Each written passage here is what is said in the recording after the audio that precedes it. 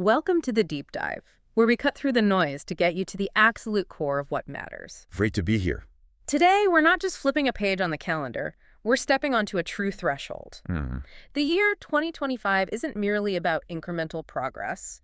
It's about a profound convergence. Yeah, that's a good word for it. Convergence. Imagine distinct rivers of scientific and technological innovation, each powerful in its own right, suddenly merging into one mighty torrent. Right. That's 2025. Yeah. A moment where revolutions that have been simmering for decades in separate labs, research centers, are now intersecting, accelerating, and transforming each other in truly unprecedented ways. It really feels like things are speeding up, doesn't it? Absolutely. Our mission today is to give you a shortcut to being well-informed about the outlines of the future being sketched out right now. We want to connect the dots for you. Exactly. We'll introduce you to surprising facts, provide those genuine aha moments, and ensure you feel empowered with knowledge, not overwhelmed by information overload. Yeah, cut through the hype a bit, too. Definitely. So, okay, let's unpack this. We're diving into everything from the exploding fields of artificial intelligence and quantum computing to humanity's bold return to deep space, a celestial spectacle unfolding in our cosmos. Which you can actually see. Right. Then the astonishing revolution happening within health and disease, and finally a big picture look at fundamental science and our changing planet.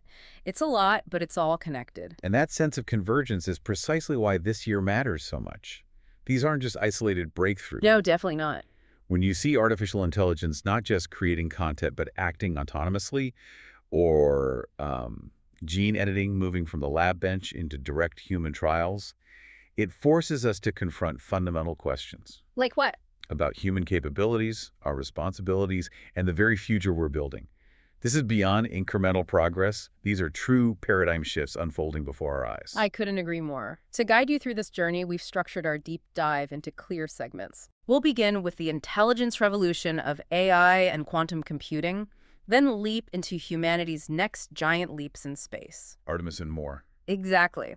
Then pivot to a celestial spectacle in our cosmos that you can actually witness. Always exciting. Then turn inward to the revolution within health and disease. CRISPR, Alzheimer's, big stuff. Before pulling back to the big picture of fundamental science in our changing planet, we'll signal our transitions clearly so you'll always know where we are in this fascinating landscape. Sounds like a plan.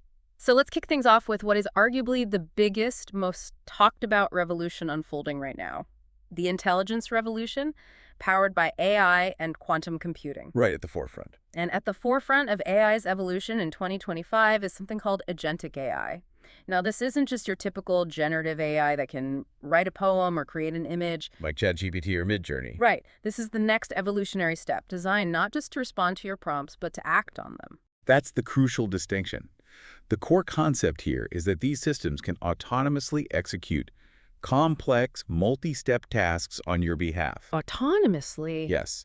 They reason, they plan, and they utilize other digital tools, software, websites, databases, to get the job done. Wow. It's truly a transformation of AI from what we've known as maybe a creative assistant into an autonomous worker. Imagine the difference. A generative AI can help you brainstorm vacation ideas, but agentic AI could, for instance, organize that entire travel itinerary for you. You mean actually book the flight? The flights, the hotels, activities, all while sticking to your budget and preferences. It interacts with the real digital world. That's a massive leap. So it wouldn't just generate text about a report, it could compile the entire report. Potentially, yes. By gathering data from multiple sources online, synthesizing it, maybe even formatting it, and then presenting it to you. Or in a business context, what could it do there? Well, you could identify a problem in a supply chain, say a delay, and then initiate the steps to resolve it. Maybe rerouting a shipment, contacting suppliers, all without direct, moment-by-moment human intervention. That's a profound shift in capability.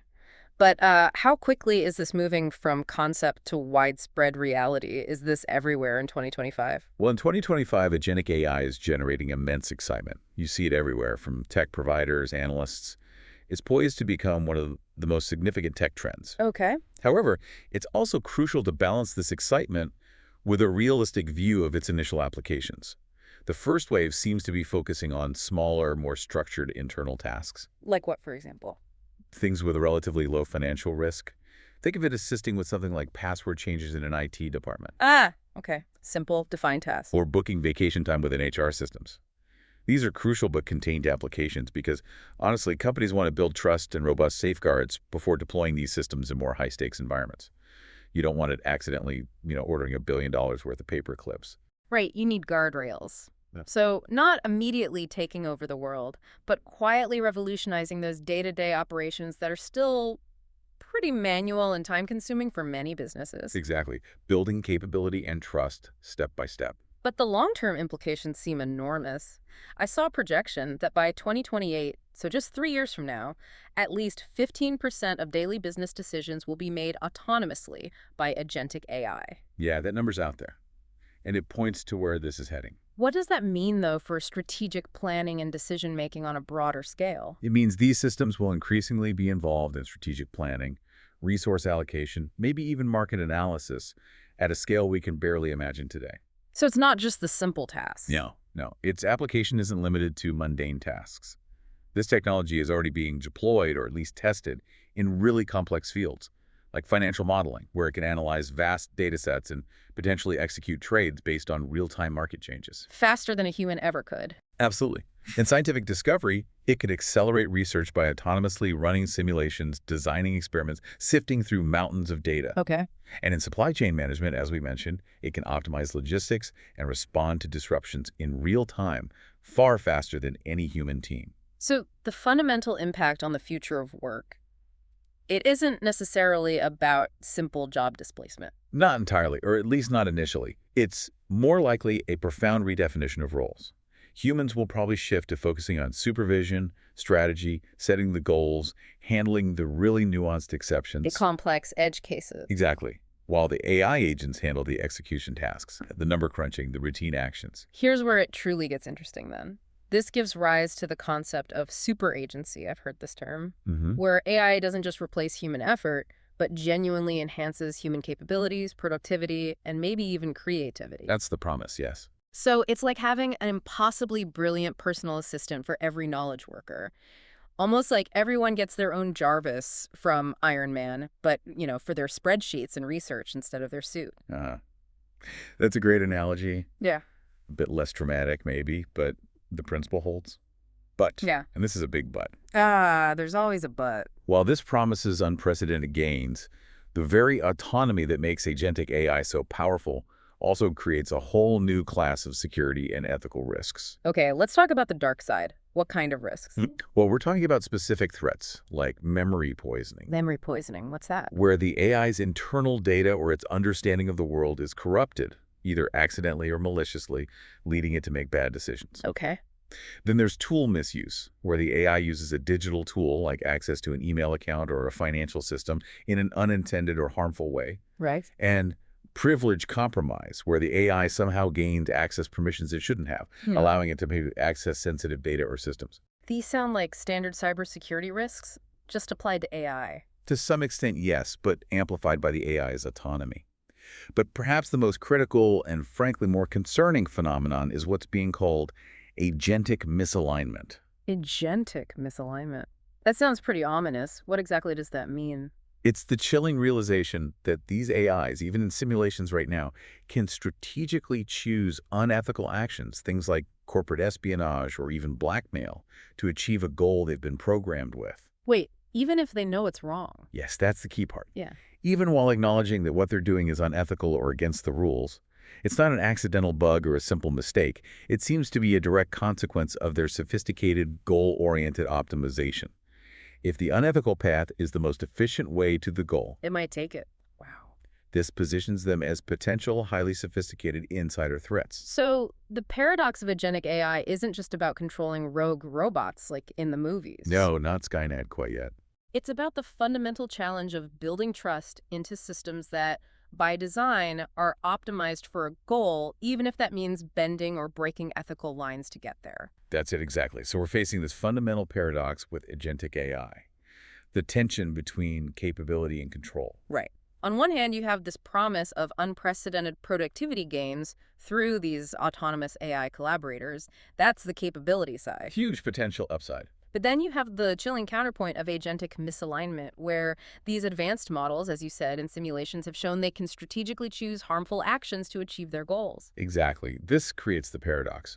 The more autonomous and capable we make these agents to boost productivity, the more we risk them becoming sophisticated digital insider threats. So what's the solution? Better programming, more rules. The proposed solutions, or rather the areas of intense research, go beyond just trying to patch vulnerabilities after the fact. It seems to require robust governance frameworks, continuous human oversight, which is tricky with autonomous systems, and potentially a fundamental shift toward entirely new security paradigms designed specifically for AI. That sounds hard. It is, and it raises that critical question. How do we manage risks that grow in lockstep with the very capability we're trying to unlock?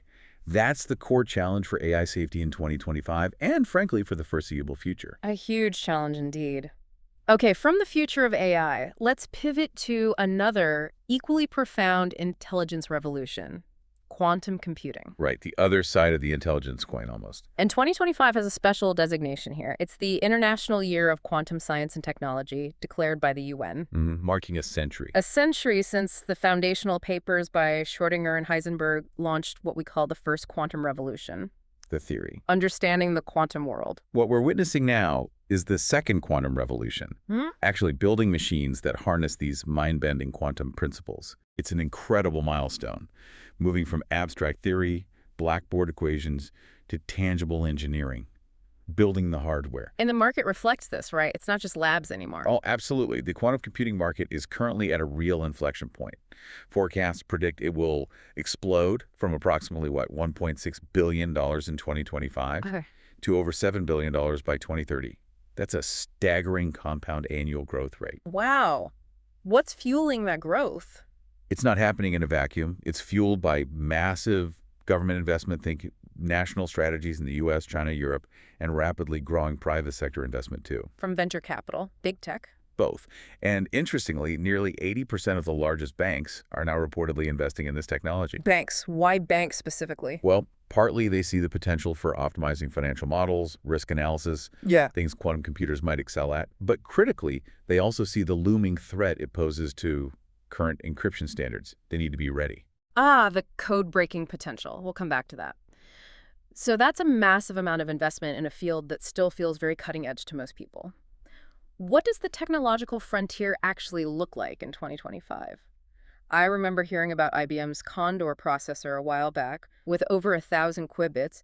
Is the race still just about cramming in more qubits? That's a great question, and it highlights a really significant strategic shift happening in the quantum industry right now in 2025. Okay. While IBM's 11,121 qubit Condor did make headlines for its sheer size, the company's 2025 roadmap actually focuses on systems like Nighthawk, which has a smaller qubit count, around 120 qubits. Smaller? That seems counterintuitive. Why go backwards? Well, this apparent step back is actually a massive leap forward in strategy. Nighthawk emphasizes much higher qubit connectivity, how well the qubits can talk to each other, and it's designed as a platform to test the really complex error correction codes. Error correction, that's the big hurdle, right? Qubits are fragile. Extremely fragile. Noise, decoherence. They lose their quantum state very easily. So the goal is to use many physical qubits, like those in Nighthawk, along with error correction, to create stable, logical qubits. That's the usable qubit you need for real computation. So quality over quantity, essentially. Exactly. And you see similar strategies elsewhere. Microsoft, for example, is pursuing these exotic topological qubits. Topological? What does that mean? It's a fundamentally different approach based on complex physics. The idea is that the quantum information is encoded in the topology, the sort of shape or braiding of the system, making it inherently much more stable against local noise. It's a high-risk, high-reward bet. So it's not just IBM. The whole field is shifting focus. Yes. The crucial point here is that the industry's leading edge in 2025 has moved beyond the simple metric of raw qubit count. That was maybe the story a couple of years ago. Right. The real and much harder race is now over qubit quality, connectivity between qubits, and coherence time, how long they can maintain their quantum state. And this isn't just a technical detail, is it? No, it marks the transition of quantum computing from a theoretical marvel, something amazing in a lab, to a nascent tool, something you can actually start using, even if it's still difficult. It's like moving from that dazzling but unreliable prototype car that stalls every mile to a one that, while maybe slower for now, can reliably get you across town. That reliability is what unlocks real-world applications beyond the physics lab. Precisely. And we are seeing progress. Other key developments this year include continued advances from major players like Google, IonQ using trapped ions, it's like quantum betting on photonics, and specific 2025 research breakthroughs are happening too, like demonstrations of key quantum algorithms, such as Grover's search algorithm on silicon-based processors. That shows integration potential. Okay, so the machines are getting better, more reliable. What are they actually doing? What are the real-world applications of quantum computing as it matures in 2025? Are they running anything useful yet? They're starting to tackle problems that are just completely intractable for even the biggest classical supercomputers. We're talking about things like revolutionizing drug discovery by simulating molecular interactions at an unprecedented level of detail. Classical computers struggle with the quantum mechanics of large molecules. Quantum computers are naturally suited for it. This could dramatically speed up the design of new medicines. Okay, drug discovery. What else? Unlocking new materials, science breakthroughs, designing novel materials with specific properties like better catalysts or superconductors, optimizing incredibly complex financial models, as we touched on, and potentially significantly accelerating AI development itself by handling massive data sets or complex optimization problems that bog down classical AI. So helping AI get smarter faster? Potentially, yes. The synergy between AI and quantum is a huge area of research. However, there's that critical consequence again, the one that has the banks worried. Right, the elephant in the room. Cybersecurity. Exactly. The threat to modern cybersecurity. As these quantum computers become more powerful and stable, they will eventually possess the power to break the encryption algorithms, like RSA, that protect almost everything today. Everything. Like? Bank accounts, secure communications, government secrets, critical infrastructure controls. Pretty much the entire foundation of our digital security relies on problems believed to be hard for classical computers, but easy for quantum computers. So when does this happen? Is it imminent? That's the billion-dollar question. Estimates vary wildly, from maybe a decade to several decades. But the threat is considered serious enough now that it's fueling a global race. A race to do what? To develop and standardize post-quantum cryptography, or PQC. These are new encryption methods believed to be secure against both classical and quantum computers. Standardization efforts are well underway in 2025. And this is something that will directly impact, well, you, the listener, and your digital security in the coming years. Absolutely. The transition to PQC will be a massive undertaking, affecting everything from web browsers to banking apps to national security systems. So while quantum computers promise to unlock these amazing new frontiers, drug discovery, materials, they also threaten the very digital security that everything else, including maybe those agentic AIs we just talked about, will rely on. It's a classic double-edged sword. It really is. And it forces us to rethink trust and security at every single layer of our increasingly complex digital infrastructure. Okay, wow. From the microscopic world of quantum bits, let's now launch into the macroscopic, the high frontier, humanity's next giant leaps in space. A completely different scale. And 2025 is a year of critical milestones here, especially for our return to the moon. We're talking about Artemis II. The next big step for NASA's lunar program. This mission is monumental because it will be the first time since 1972, since Apollo 17, that humans have traveled beyond low Earth orbit. Think about that. Over 50 years. While the launch itself is now planned for early 2026, 2025 is absolutely the year of final preparations. Intensive crew training, vehicle integration for Orion and the SLS rocket. It's the critical dress rehearsal for humanity's return to lunar space. It's an absolutely essential step before they attempt the landing on Artemis III. You have to test the hardware in deep space first. And the crew for this historic mission, it really highlights a core principle of the Artemis program, doesn't it? It does. Diversity and international cooperation. The four-person crew includes NASA Commander Reed Wiseman, pilot Victor Glover, who will be the first Black person to fly to the moon. Incredible. Mission Specialist Christina Cook, the first woman to make this journey. Also incredible. And Canadian Space Agency Mission Specialist Jeremy Hansen, who will be the first non-American to venture this far out. It reflects a more global, inclusive approach to exploration this time around. Such an amazing crew. So what are the primary objectives of Artemis II? What exactly will they be doing up there for roughly 10 days? The primary goal is a comprehensive flight test of the Orion spacecraft. They need to wring out all its systems, life support, navigation, communication in the actual harsh environment of deep space, far from Earth. Making sure everything works before they try to land. Precisely. This is the absolute final check before the ambitious Artemis III mission, which aims to land the next man and the first woman on the moon. And the flight plan, how does it work? They'll use what's called a hybrid free return trajectory. Free return, like Apollo 13. Similar principle. Essentially, they use Earth's gravity to slingshot them out towards the moon, and the moon's gravity then naturally curves their path back towards Earth. It saves immense amounts of fuel and provides a safety backup. Even if the main engine fails after leaving Earth orbit, they'll still come back. Smart. They'll perform 2 Earth orbits first, building up speed, followed by about a 4-day journey out to the moon. They won't orbit the moon this time, just a close flyby, at an altitude of around 730–400 kilometers from the lunar surface. Close enough for some amazing views, I bet. Oh, absolutely. Yeah. Then it's the 4-day trip back, ending with a high-speed re-entry through Earth's atmosphere and a splashdown in the ocean. Any new tech being tested? Yes. A key technology demonstration will be the Orion Artemis II Optical Communication System, or O2O. O2O. It uses lasers instead of radio waves for communication. This will test high-speed data transmission from deep space, which is critical for future missions, especially sending back high-definition video or large science data sets. Much more bandwidth than traditional radio. Okay, so Artemis II is NASA's big human flight prep. But while that's happening, there's also a very exciting private race to the moon, specifically the South Pole. Yeah, driven by NASA's Commercial Lunar Payload Services Initiative, or CLPS. Just CLPS program. It feels like a real paradigm shift in how space exploration is being done, doesn't it? It absolutely is. Under CLPS, NASA is no longer building and operating all the lunar landers itself, like it did in the Apollo era. So what's its role then? Instead, it acts more like a customer. It purchases transportation services to the lunar surface from private companies.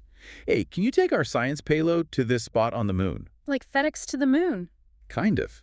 This approach is intentionally designed to foster a vibrant, self-sustaining commercial lunar economy.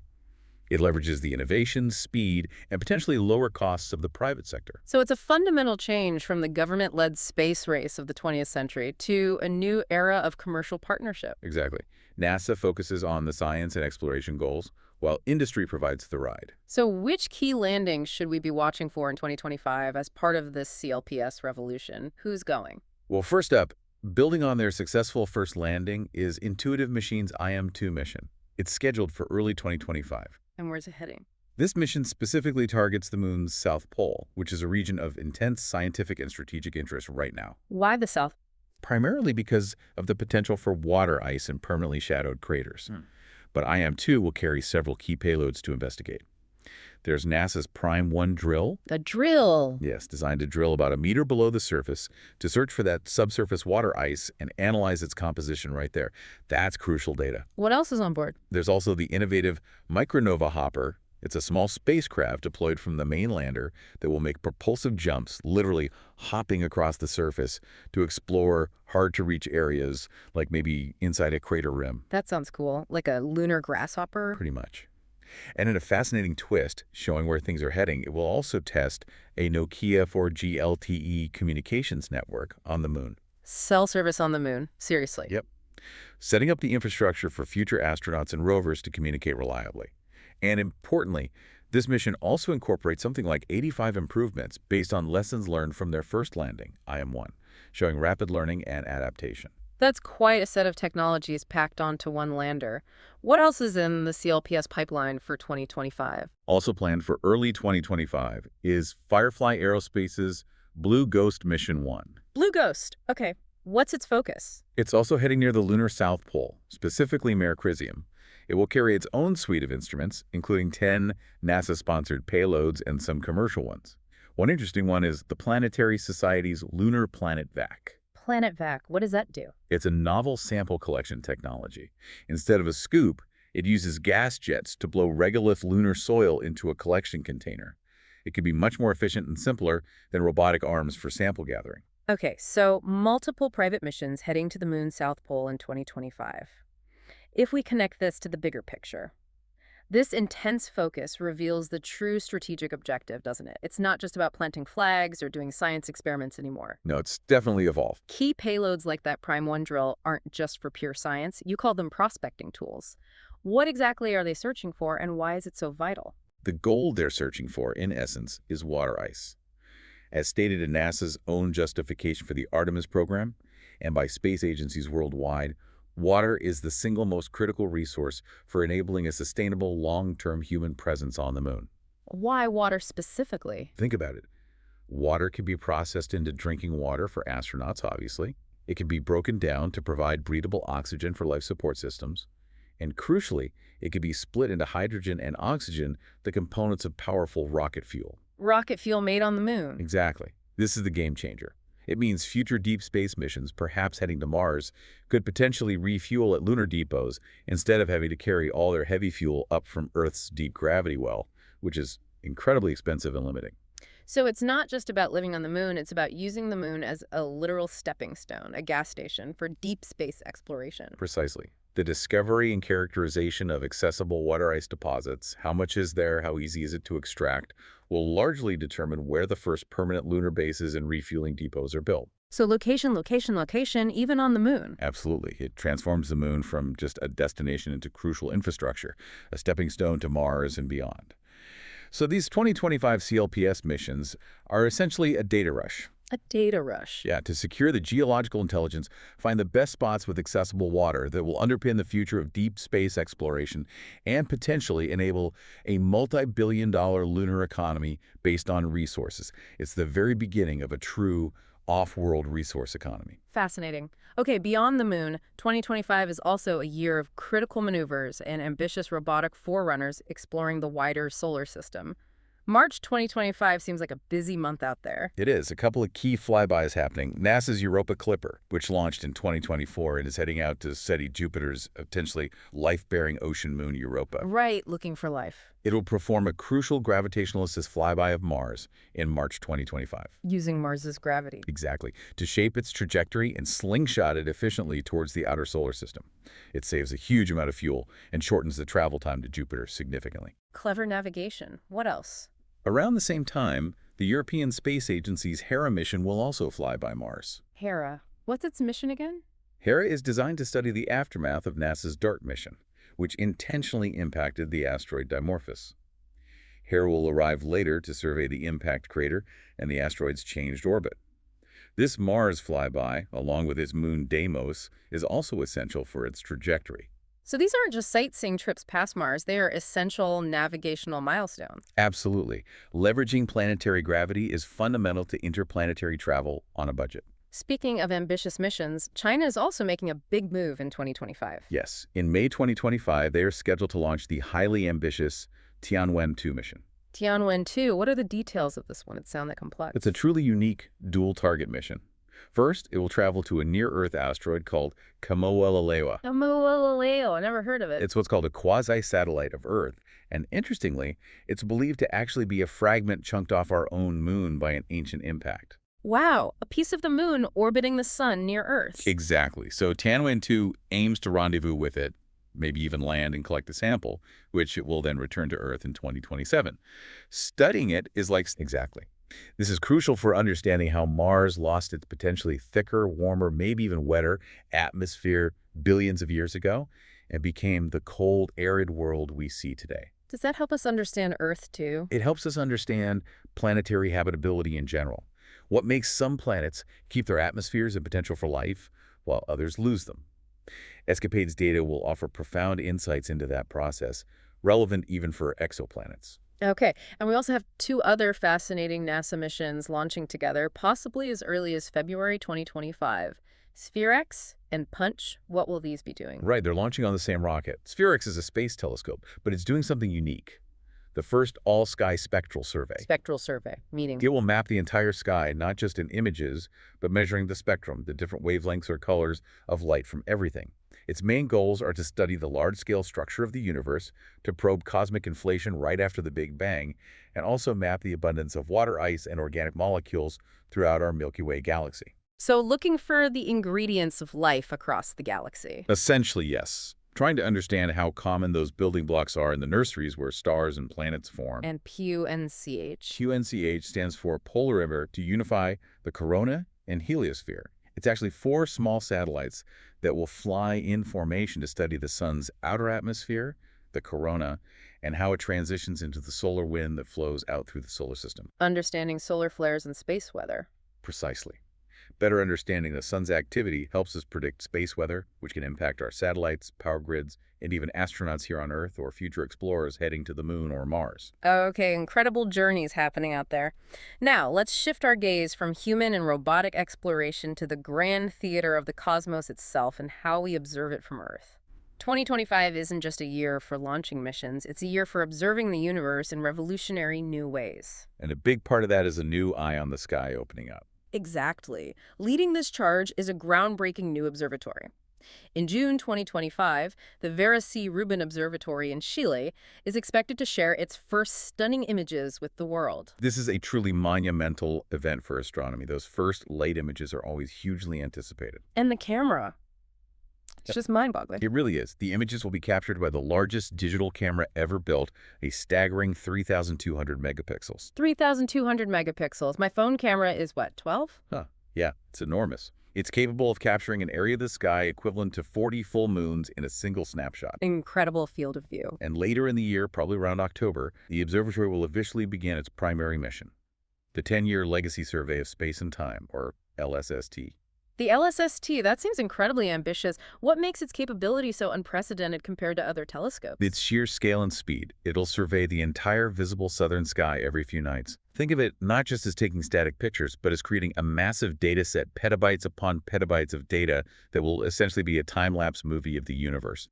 A movie of the universe. Yeah. By repeatedly scanning the sky, it will allow astronomers to detect anything that moves or changes in brightness over time. From distant exploding stars halfway across the universe to asteroids whizzing past in our own solar system. So it's like a cosmic surveillance system, always watching for things that flicker or move. That's a great way to put it. A cosmic security camera, but one designed for uncovering brand new astrophysical phenomena, things we might not even know exist yet. What kind of completely new discoveries could a cosmic security camera like this unlock that traditional telescopes, maybe looking deeply at one small patch, simply couldn't? Well, that LSST is designed to revolutionize astronomy in 4 major ways, tied to 4 great scientific quests. Okay, let's break those down. First, probing dark matter and dark energy, the big mysteries. Right. By mapping the precise locations and shapes of billions of galaxies across cosmic time, Rubin will trace an underlying structure of the universe. This large-scale structure is shaped by the gravity of dark matter and the accelerating expansion driven by dark energy. LSST will provide the most precise measurements ever of these mysterious components that make up 95% of the universe. So helping us figure out what most of the universe is actually made of. Exactly, and how it's evolving. It could reveal if dark energy is changing over time, or if Einstein's theory of gravity needs modification on cosmic scales. Big questions. Okay, second quest. Taking an inventory of our own solar system. LSST is expected to be an asteroid-finding machine. It's predicted to discover millions of new asteroids and comets, many times more than all currently known ones combined. Millions. Yes. This will significantly increase our catalog of near-Earth objects, which is crucial for assessing potential impact threats. It will also find many more objects in the outer solar system out past Neptune, giving us clues about how our solar system formed. Yeah. It's like finally taking a proper census of all our smaller cosmic neighbors. That seems incredibly important for planetary defense. Absolutely vital. Third, mapping the Milky Way, our home galaxy. It will map the stars of our own galaxy, billions of them, in exquisite detail, measuring their brightness, position, and motion.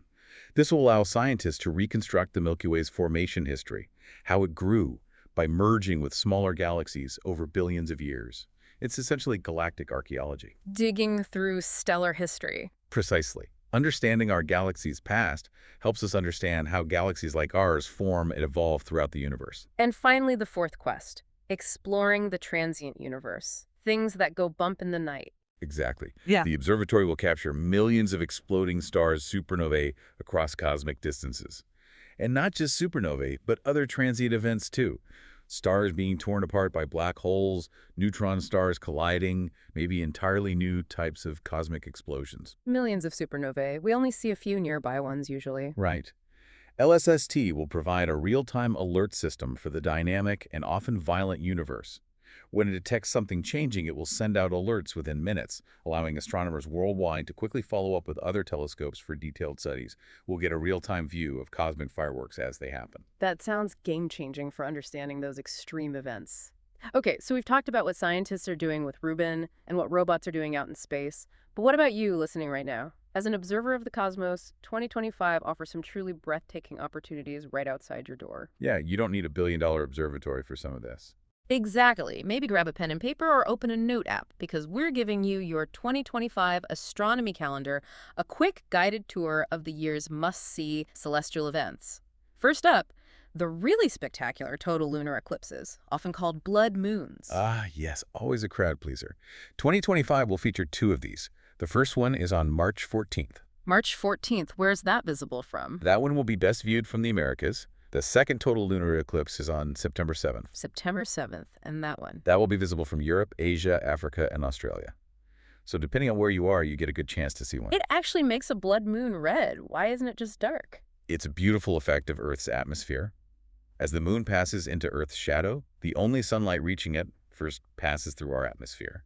The atmosphere scatters away most of the blue light, just like at sunset, but lets the red light pass through. So the moon is being lit by all the sunrises and sunsets happening on Earth at that moment? That's a poetic way to put it, and basically correct. Earth's atmosphere acts like a lens, bending the red light onto the moon, giving it that eerie, coppery glow. It's a truly stunning sight. Definitely worth staying up for. Okay, beyond eclipses, there are some major meteor showers to mark on your calendar. I remember staying up late as a kid to catch the Perseids. There's something truly primal about seeing a streak of light from space, isn't there? There absolutely is. They connect us directly to the cosmos. We'll highlight the year's potentially best showers. First up, right at the start of the year, are the quadrantids on January 3rd. Quadrantids, are they usually good? They can be very good, peaking with potentially up to 120 meters per hour under ideal dark sky conditions. And the viewing conditions in 2025 should be favorable, with only a crescent moon interfering. Okay, January 3rd. What's next? Then you have the famous poised in the summer, peaking around August 12th. Always one of the year's most reliable and popular showers, often producing up to 100 bright meteors per hour, many with persistent trails. And the Perseids come from? They're debris from Comet Swift-Tuttle. Earth passes through its dusty trail every August. Cool. Any others? The Geminids in December, peaking around December 13th. This is often the most active shower of the year, potentially hitting 120 meteors per hour, and they're known for being bright and sometimes multicolored. They come from an asteroid, Phaethon, unusually. Okay, Geminids, December 13th. One more. It's also worth noting the Orionids around October 21st.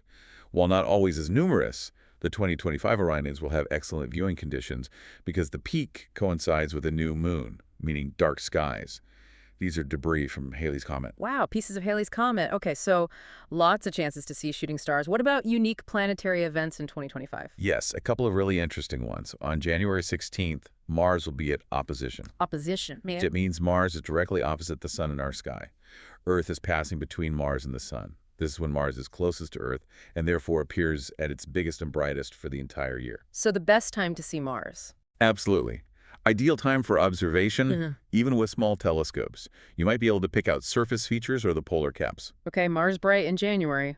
What else? Then, a truly rare and fascinating alignment happens on March 23rd. Saturn's magnificent rings will temporarily seem to disappear. Disappear? How? It's because Saturn's orbit and tilt align perfectly, so that the rings are oriented exactly edge-on as seen from Earth. Since the rings are incredibly thin, they become virtually invisible through most amateur telescopes for a short period. Wow, that sounds bizarre. How often does that happen? Only about every 15 years or so, as Earth passes through Saturn's ring plane. It's a fascinating and unusual sight, seeing the ringed planet temporarily without its defining feature. A must-see for Saturn fans. Definitely.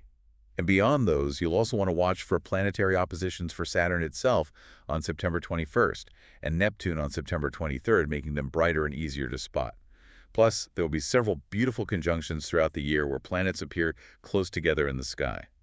Worth checking astronomy websites for specific dates. So a great year to get outside, look up, and connect with the cosmos. Absolutely. It connects you to all the other things we're talking about. Right. Okay, from the vastness of the cosmos, let's turn our gaze inward, deep inside ourselves, to the revolution happening in medicine.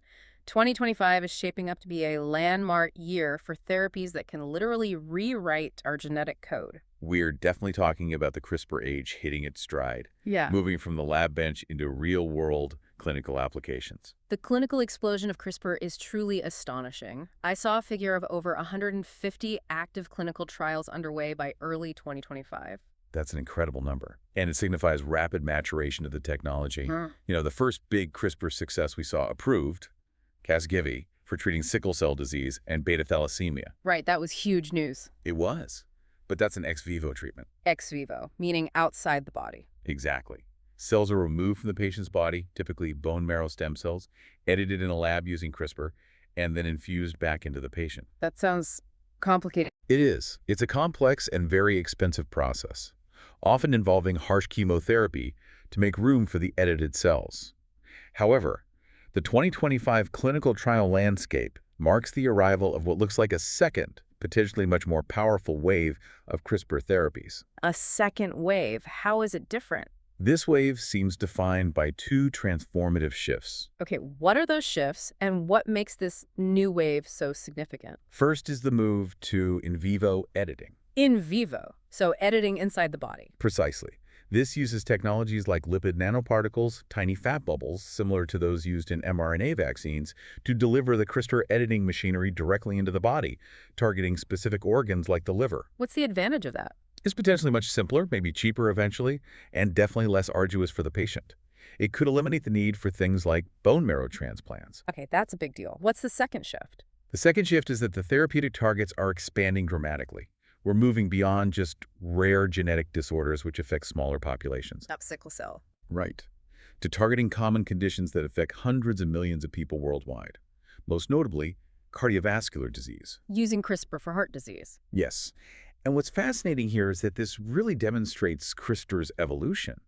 It's moving from being a niche tool for highly specialized, often devastating genetic conditions to becoming a broad therapeutic platform with the potential to address some of the world's biggest public health challenges. Okay, so specifically, what key therapeutic areas are seeing major advancements with CRISPR in 2025? You mentioned blood disorders first. Right. So following the landmark approval of Casgevy for sickle cell disease and beta thalassemia, the focus in 2025 is on improving that treatment and broadening its reach. For example, Beam Therapeutics is advancing its base editing approach. Base editing, how is that different from standard CRISPR? Standard CRISPR-Cas9 makes a double-strand cut in the DNA, which can sometimes cause unintended changes. Base editing makes a more precise, single-letter chemical change to the DNA without cutting both strands. It's potentially safer. And Beam is using this for blood disorders. Yes. They plan to initiate a trial by the end of 2025 using base editing, combined with an alternative conditioning regimen that avoids the harsh chemotherapy currently required for Casgevy. The goal is to make the treatment safer and far more accessible for patients. That would be a huge step forward. Okay, and you mentioned cardiovascular disease as a major new frontier. That sounds massive. It really is. Companies like Verve Therapeutics, which was recently acquired by big pharma company Eli Lilly, signaling major interest, and CRISPR Therapeutics itself, are conducting clinical trials for in vivo therapies targeting heart disease risk factors. How do those work? They're using those lipid nanoparticles to deliver gene editors directly to the liver. The goal is to make a specific edit that permanently lowers levels of bad LDL cholesterol or other harmful lipids implicated in heart attacks and strokes. Permanently, from a single treatment. That's the goal. Imagine a one-time injection that could significantly lower your lifetime risk of heart attack. That's the potential here. Wow. How are the results looking? Early results from phase 1 trials, reported leading into 2025, have been highly positive, showing significant and durable reductions of the target proteins. If this pans out in larger trials, it could genuinely revolutionize how we treat and prevent the leading cause of death globally. Incredible potential. Beyond blood disorders and heart disease, is CRISPR being applied elsewhere in 2025 trials? Indeed. We're seeing CRISPR being used to engineer more potent CAR T cells for cancer immunotherapy. CAR T cells, remind me. Those are a patient's own immune T cells engineered in the lab to recognize and attack their cancer cells. CRISPR can be used to make multiple edits to these cells, potentially making them more effective, longer-lasting, or better at targeting solid tumors, not just blood cancers. Enhancing immunotherapy. Makes sense. Anything else? Yeah, there's even a novel approach entering trials that uses a different type of CRISPR system, CRISPR-Cas3, which acts more like a DNA shredder, to specifically destroy the DNA of bacteria responsible for stubborn, recurrent urinary tract infections. Shows the breadth of potential applications beyond just human gene editing. Shredding bacterial DNA. Fascinating. Okay, so CRISPR offers us the power to potentially rewrite our genetic destiny for various diseases. But what about diseases that silently unravel our minds, like Alzheimer's? Let's pivot now to the growing battle on that incredibly challenging frontier. A huge area of unmet need. The 2025 Alzheimer's drug pipeline. I read it's the largest and most diverse ever, something like 138 drugs and 182 trials. That's a huge amount of activity compared to, say, a decade ago. It is, and that number reflects growing investment and, crucially, a broadening scientific understanding. While the anti-amyloid drugs therapies targeting the buildup of amyloid protein plaques in the brain, like lecanemab and donanemab, remain important and are moving into practice. Right. Those have been the focus. The field is clearly moving beyond that single target. Researchers are now seriously investigating at least 15 different potential disease mechanisms in clinical trials. 15 different approaches, like what? Things like tackling neuroinflammation, which is increasingly seen as a key driver, protecting synapses, the vital communication points between brain cells that are lost in Alzheimer's, improving bioenergetics, which is about how brain cells produce and use energy efficiently, targeting tau tangles, the other major protein pathology. This diversified approach is a really significant and positive step forward, acknowledging that Alzheimer's is likely a complex, multifaceted disease, not just about amyloid. So, hedging bets, exploring multiple pathways at once. What are the key trials and specific drugs we should be watching in 2025 in the fight against Alzheimer's? Well, Eli Lilly's donanemab, which is an anti-amyloid antibody, remains critical. Following its success in people with early symptomatic Alzheimer's, the really important trial to watch in 2025 is called Trailblazer ALZ3. Trailblazer ALZ3. What's special about it? This study is testing donanemab in people who have amyloid plaques detected on scans but are currently asymptomatic, meaning they haven't yet developed noticeable cognitive decline. Trying to intervene even earlier. Exactly. Its goal is monumental: to see if clearing amyloid before symptoms start can actually prevent or significantly delay cognitive decline from ever beginning. This is a massive shift from treatment of existing symptoms towards true prevention. The results will be hugely influential. Wow. That's a huge leap, moving from treatment to potential prevention. Are there other drugs taking a different approach that are making progress? Yes, definitely. One interesting example is zervimesine, also known as CT1812 from Cognition Therapeutics. This is an oral pill, which is an advantage. Easier than infusions. Right, and it represents a completely different mechanism of action. It doesn't target amyloid removal directly. Instead, it acts as a synaptic shield. A synaptic shield. It targets a specific receptor on brain cells, the sigma-2 receptor, and seems to protect synapses, those vital communication points, from being damaged by toxic forms of amyloid and other harmful proteins, sort of protecting the connections. And where is that in development? Following promising Phase 2 results, the FDA has apparently agreed on a path for Phase 3 trials to begin likely in 2025. And notably, this trial plans to enroll patients based on a specific blood biomarker. Ah, biomarkers again? Yes, a test for something called p-tau217 in the blood, which is linked to both amyloid and tau pathology. This really showcases the increasing move toward precision neurology in Alzheimer's, using biological markers to identify the right patients for the right drug, even before major symptoms. That raises an important point. How are these plasma biomarkers, these blood tests like p-tau217, actually revolutionizing the field of Alzheimer's research and potentially treatment? They are fundamentally transforming it. For decades, diagnosing Alzheimer's definitively often required brain scans or was only confirmed post-mortem. These new blood tests offer the potential for earlier diagnosis, perhaps even years before significant symptoms appear, just through a simple blood draw. That seems huge for patients and families. It is. And for research, it enables more precise patient selection for clinical trials. You can ensure you're enrolling people who actually have the pathology the drug is targeting. Plus, critically, these biomarkers can provide objective monitoring of a drug's biological effect. Is it actually moving the needle on the underlying disease process? So you can see if the drug is working biologically much faster. Exactly. All of this makes research faster, more efficient, potentially cheaper, and ultimately brings us closer to effective treatments. It's moving from clinical observation, which can be subjective, towards truly targeted, biologically driven interventions. Incredible progress. Okay, let's talk about another incredible application of medical innovation spurred in part by recent events. Personalized vaccines against cancer. Yeah, a really exciting area. The revolutionary mRNA platform, which, let's face it, became a household name thanks to the COVID-19 vaccines. Absolutely. Moderna, BioNTech. Is now being repurposed with impressive speed to create therapeutic cancer vaccines. It's a remarkable pivot in technology application. But it's really important to clarify what these are. These are not preventative vaccines, like the HPV vaccine that prevents cervical cancer. Right, so they don't stop you from getting cancer in the first place. Correct. Instead, these are therapeutic vaccines, given after a cancer diagnosis. They're designed to train the patient's own immune system to recognize and destroy their specific cancer cells. How do they do that? Essentially, they work by telling the immune system what the cancer cells look like, what unique markers or antigens are on their surface. It's like giving the body's immune army, the T cells, a highly detailed mugshot of the enemy they need to hunt down and eliminate. Okay, teaching the immune system to see the cancer. Let's talk about the personalized approach first. Moderna and Merck have one, right? mRNA 4157V940. Yes, this is a leading example of an individualized neoantigen therapy, or INT. Neoantigen, what's that? Neoantigens are unique protein markers that arise on cancer cells because of the specific DNA mutations within that tumor. They're essentially brand new targets that the patient's immune system hasn't seen before. So each patient's cancer has different neoantigens? Often, yes, which is why this vaccine is individualized.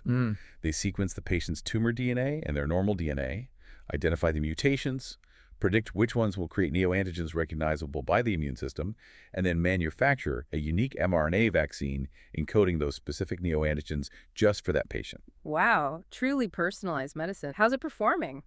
The results that really generated excitement came from a phase 2b trial in patients with high-risk melanoma after surgery. It showed that adding the vaccine to the standard immunotherapy drug Keytruda significantly reduced the risk of the cancer recurring or the patient dying compared to Keytruda alone. That sounds very promising. What's happening with it in 2025? 2025 is all about large-scale phase 3 trials based on those results. These pivotal trials are now underway in both melanoma and also non-small cell lung cancer, aiming to confirm the benefit and potentially lead to regulatory approvals in the near future. So moving closer to becoming a real treatment option, is BioNTech, the other big mRNA player, also working on personalized cancer vaccines, or are they taking a different tack? BioNTech is actually pursuing several strategies simultaneously, which is interesting. Their iNeST platform, being developed with Genentech, is also a personalized neoantigen vaccine, similar in concept to the modern Merck approach. Okay, so they have a personalized one too. Yes. But in contrast, they also have their FixVac platform. FixVac, how is that different? FixVac is an off-the-shelf mRNA vaccine approach. Instead of being personalized, it targets common tumor-associated antigens that are shared across many patients with a specific cancer type. For example, their BNT111 vaccine targets 4 antigens common in advanced melanoma. What's the advantage of an off-the-shelf approach? Potentially, it's much cheaper and faster to administer. You don't need the complex, time-consuming process of sequencing each patient's tumor and manufacturing a custom vaccine. It could be more readily available if proven effective. They have several FixVac candidates in trials for different cancers. So personalized versus off-the-shelf, 2 different strategies. Any other big moves from BioNTech in this space? Well, arguably their biggest strategic move impacting 2025 and beyond was their recent acquisition of rival German mRNA pioneer CureVac. Ah, acquiring a competitor. Exactly. It signals a clear consolidation of power and expertise in the mRNA field, likely aimed at dominating the oncology space by combining pipelines and technology platforms. It's a major strategic play. Fascinating. The race is definitely on in mRNA cancer therapies. Okay, as we enter our final segment, let's pull back again, zoom way out to look at the biggest pictures of all, the fundamental laws governing the universe and the state of our home planet. From the incredibly small to the incredibly large and back home. Let's start with smashing particles at CERN. The Large Hadron Collider, or LHC, the world's most powerful particle accelerator, is currently in its 3rd major operational run, Run 3. What are its main goals for 2025? The primary goal for 2025, and indeed for all of Run 3, which lasts several years, is data accumulation. just collecting collisions. The ambitious targets for the main general-purpose experiments, ATLS and CMS, are to collect around 120 inverse femtobarns of proton collision data in 2025 alone. Okay, you mentioned inverse femtobarns before with quantum. Remind us simply what that means. It sounds arcane. It does. Think of it as a measure of the total number of particle collisions the experiments can record and study. More inverse femtobarns means more data, which means a better chance of observing extremely rare particles or processes that might only happen once in billions or trillions of collisions. It's all about statistics at this level. Got it. More data, more chances for discovery. And these experiments, ATLA, CMS, and the others, are probing the unknown in some incredibly fundamental ways. So fundamental, in fact, that the 4 major LHC experiments jointly won the 2025 Breakthrough Prize in Fundamental Physics. A well-deserved recognition of decades of work by thousands of scientists. So what are each of these 4 experiments focusing on in 2025 with all this new data? Let's start with the big ones, ATLS and CMS. ATLS and CMS are the 2 behemoths. They continue to make ultra-precise measurements of the Higgs boson, the particle discovered in 2012, that gives other particles mass. They're using its properties almost like a lamp, shining light into unexplored corners of physics. How so? By measuring exactly how the Higgs interacts with other particles, or looking for it decaying in unexpected ways, they search for deviations from the standard model of particle physics, our current best theory, which we know is incomplete. These deviations could be clues pointing towards physics beyond the standard model. Like what kind of physics? Evidence of dark matter particles being produced in the collisions, signs of extraspatial dimensions predicted by some theories, or new fundamental forces or particles. They are hunting for the unknown. Okay, so ATLS and CMS are looking for new particles and forces via the Higgs. What about ALICE? ALICE has a different focus.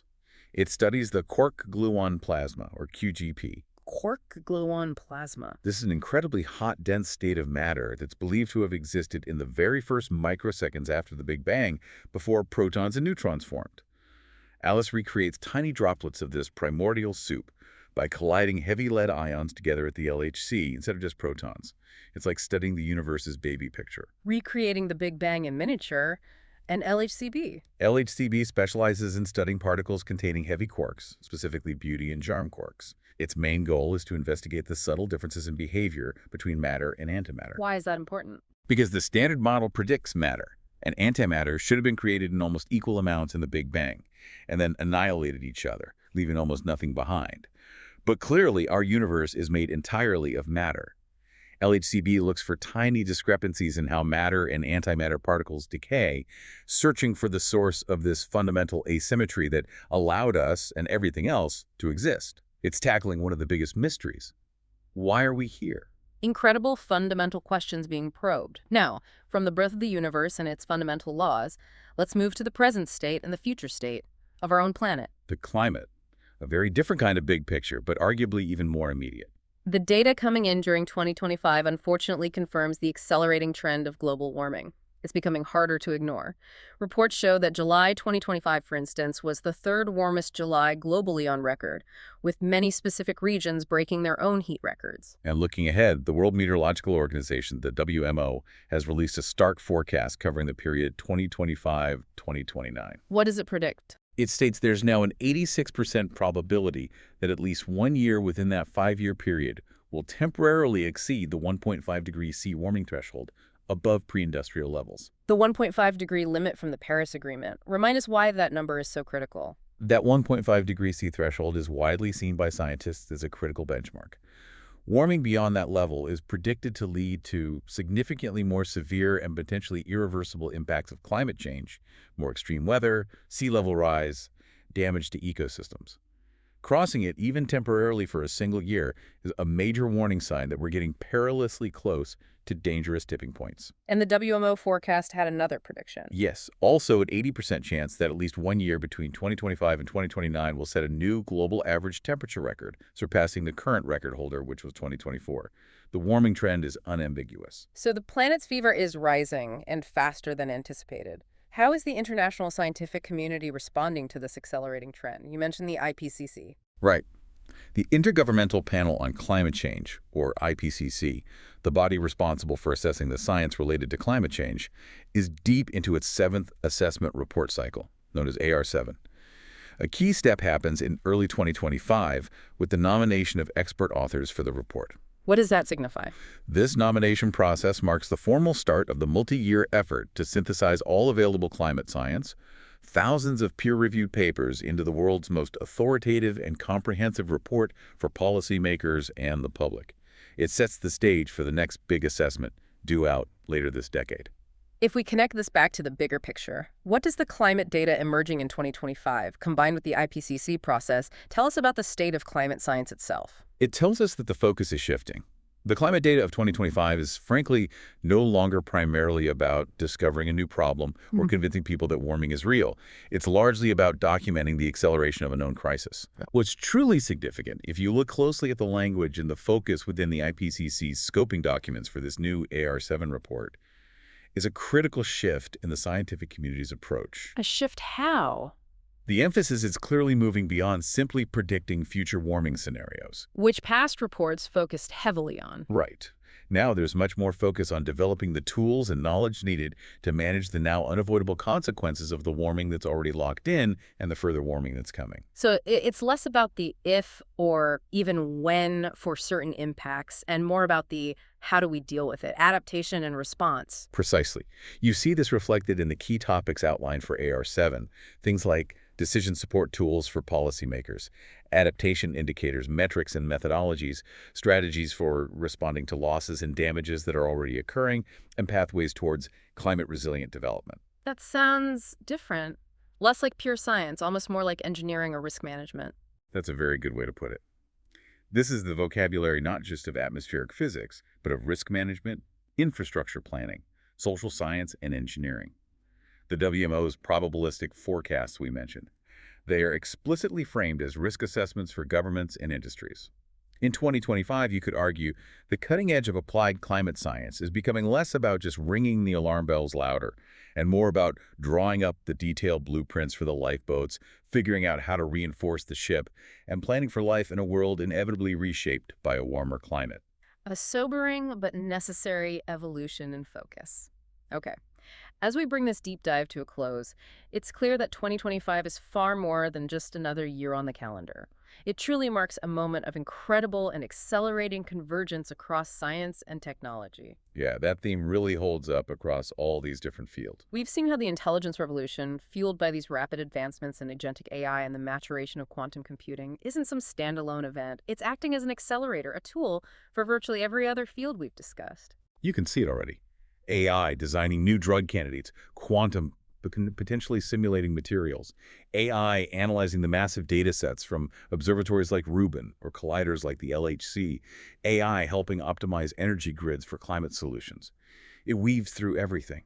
And concurrently, our outward push into space from the human element with Artemis to the commercial drive of CLPS landers, the robotic explorers heading across the solar system, it all deeply informs our understanding of our own world, planetary evolution, and the potential for life elsewhere. It gives us context. And perspective. Looking back at Earth from the moon or understanding Mars's past, it changes how we see our own planet. At the same time, that inward journey deep into the human genome with tools like CRISPR gives us unprecedented, almost godlike power to shape our own biology, offering new hope against diseases that were once considered death sentences. But these converging revolutions, this explosion of capability, also pivots us directly into a contemplation of the profound responsibilities that come along with these powerful new tools. Absolutely. The can we question is rapidly being replaced by the should we and how should we questions. We have to grapple with the ethics of increasingly autonomous AI, especially with that misalignment risk. We need to think about the societal implications of gene editing becoming mainstream. We see the global coordination required for something like planetary defense, highlighted by missions like DART and Hera. And perhaps most urgently, we face the existential challenge of applying all our scientific prowess, all this innovation, to tackling the climate crisis we just discussed. It's a remarkable time to be alive, isn't it? Filled with immense potential for progress, but also shadowed by equally immense challenges and the weight of the choices we make now. So what does this all mean for you, listening to this? It means 2025 isn't just showing us what new frontiers we can discover or what new technologies we can build. It is forcing us, collectively and individually, to decide what kind of future we will build with that rapidly accumulating knowledge and power. The convergence isn't just technological. It's forcing a convergence of choices about our values and priorities. Exactly. And that is the ultimate deep dive. We encourage you to continue exploring, questioning, and thinking about these interconnected revolutions and what they mean for all of us. Thanks for joining us. Thank you for listening to The Deep Dive.